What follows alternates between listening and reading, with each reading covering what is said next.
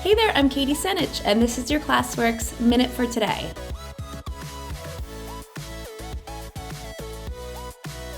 To choose the short-term objectives, go to Progress Monitoring and select Start next to your desired student.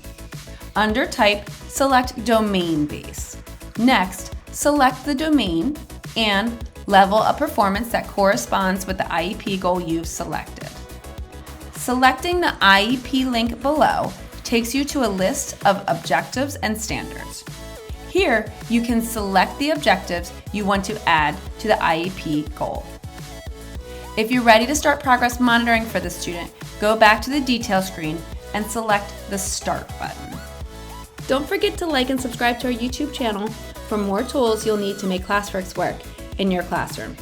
Also, be sure to comment below any tips you'd like to see from Classworks in the future.